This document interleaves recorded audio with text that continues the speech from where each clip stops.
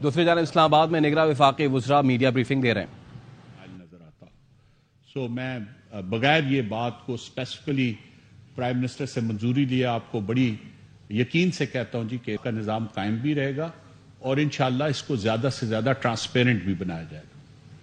نظامی year wise سے کل جب ہم یہ بات چیت کر رہے تھے تو یہ بتا دیں کہ وہ کچھ چیزیں ابھی واضح ہونے باقی ہیں کہ پی آئی اے کی نجکاری کے بعد پاکستان میں ایویشن کا جو مستقبل ہے وہ کیا ہوگا. جو اس وقت پاکستان میں انجینئرنگ پڑھ رہے ہیں ایویشن کی نیویگیشن کی ان کا فیوچر کیا ہوگا. جو پاکستان میں پائلٹس بن رہے ہیں ان کے لیے فیوچر کیا ہوگا, ان کے لیے انٹرنیشنل مارکیٹ کے اندر کیا ایکسپوجر ہوگا.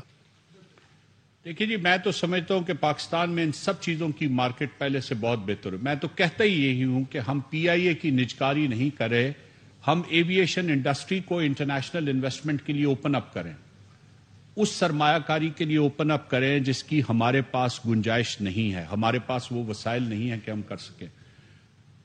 اگلے 10 سالوں میں دنیا میں پائلٹس کی 60,000 ویکنسیز پیدا ہونے جا رہی ہیں. میں یہ سمجھتا ہوں کہ پاکستان میں اگر اچھا پائلٹ ٹریننگ سینٹر ہو تو پاکستان کے ینگسٹرز کی جس طرح کی انجینئرنگ کی ڈگریز والے اور الیکٹرانکس کی ڈگری کے جو بے شمار ینگ لوگ ہمارے موجود ہیں, اور یہاں پہ فلائنگ کو ایک آنریبل پروفیشن سمجھا جاتا ہے اور لوگوں کا رجحان بھی ہے اس کی طرف, تو اس میں سے 50% تک ویکنسیز جو ہیں وہ پاکستان کے حصے میں آ سکتی ہیں. میرا اپنا اندازہ یہ ہے. اسی طرح انجینئرنگ کے شعبے میں بھی میں سمجھتا ہوں کہ ہمارا جو پی آئی اے کا جو انجینئرنگ کا آؤٹ فٹ تھا, اس ریجن میں اس وقت 2 میجر جس کو ریپیئر مینٹیننس اور اوور آل سینٹرز ہیں وہ کہتے ہیں, وہ ایک استنبول میں ہے اور ایک پیرس میں ہے, اور دونوں کی جو لاگت ہے, جو اخراجات ہیں وہاں پہ مینٹیننس اور اوور آل کے, وہ پاکستان سے بہت زیادہ ہے. کوئی بھی اگر پاکستان میں ایئر لائن میں انویسٹر آئے گا تو وہ پاکستان کو ایز ایویشن انڈسٹری کے ہب کے طور پہ ڈیولپ کر کے اور اس پورے براڈ اسپیکٹرم میں جو اس کے پاس منافع کمانے کے مواقع موجود ہیں ان کو دیکھ کر آئے گا. اور میرا خیال ہے کہ یہ انشاءاللہ ایویشن انڈسٹری پاکستان میں بہت نہ صرف پھلے پھولے گی بلکہ اس ریجن میں کم از کم ایک ہب کے طور پہ ڈیولپ ہوگی. یہ ناصر اسلم راجہ, اے بی این نیوز. ایک سوال تو یہ ہے کہ ایک ایسا ادارہ جس کے آپ کا لڑکپن گزرا ہے وہ 2005 سے بالکل مردہ حالت میں پڑا ہے, جس کو ہم فلیش مین ہوٹل کہتے ہیں, اور پاکستان کا 130 سالہ پرانا, پاکستان سے پہلے وہ بنا. پی ٹی ڈی سی کے موٹلز اور ہوٹلز کی پرائیویٹائزیشن کے حوالے سے بھی آپ کی کوئی پالیسی ہے؟ ایک بات.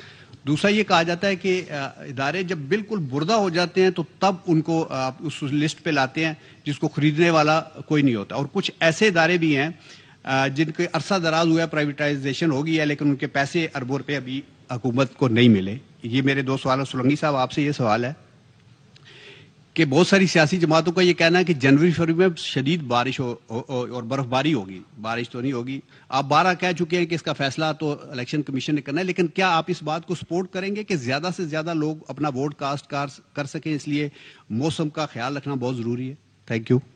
میں پہلے تو ناصر صاحب آپ نے بات کی کہ جی جب مردہ ہو جاتے ہیں, یہاں پہ مردہ کوئی نہیں اٹھانے دے رہا تو زندہ کون اٹھانے دے گا. تو مردے کو دفنانے میں اتنی مشکل ہے کہ اس پہ بھی ہر طرف سے اعتراض آتے ہیں. لیکن جو بنیادی آپ کا سوال ہے, ہمارے قانون یہ کہتا ہے کیئرٹیکر گورنمنٹ کے لیے جو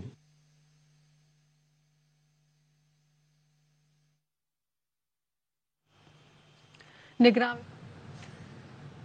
اسلام آباد میں کابینہ اجلاس کے بعد نگراں وفاقی وزراء میڈیا بریفنگ دے رہے تھے اور پی آئی اے کی نجکاری کے حوالے سے بھی گفتگو ہوئی. کابینہ اجلاس کے بعد نگراں وفاقی وزراء میڈیا بریفنگ دے رہے تھے. اس وقت اسلام آباد میں کابینہ اجلاس ہوا ہے آج, اہم اجلاس, جس کے بعد نگراں وفاقی وزراء میڈیا بریفنگ دے رہے ہیں. اسلام آباد میں کابینہ اجلاس کے بعد نگراں وفاقی وزراء میڈیا بریف دے رہے ہیں. یہی سوچ کے ہوتی رہتی ہے کہ جی کسی طرح ان کو دوبارہ کھڑا کیا جائے. پچھلے 10 سالوں میں میں سمجھتا ہوں بہت سی ایسی کوتاہیاں ہوئی ہیں جب صاف نظر آتا تھا کہ یہ ادارے اب چلنے کے قابل نہیں ہیں, اور نقصانات بھی اتنے بڑھ چکے تھے کہ ان کو برداشت کرنے کی کوئی وجہ نہیں تھی, لیکن وہ برداشت کیے جاتے رہے. اگر اب بھی ہم یہ کام کر لیں تو میرا خیال ہے شاید اسی نقطۂ نظر سے دیکھا جانا چاہیے کہ ہم نے مزید نقصانات کا رستہ بند کر دیا.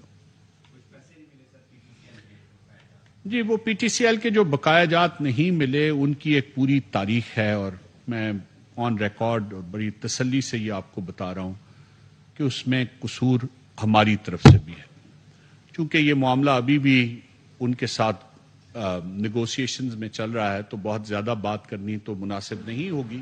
اسلام آباد میں اس وقت نگراں وفاقی وزراء میڈیا بریفنگ دے رہے ہیں.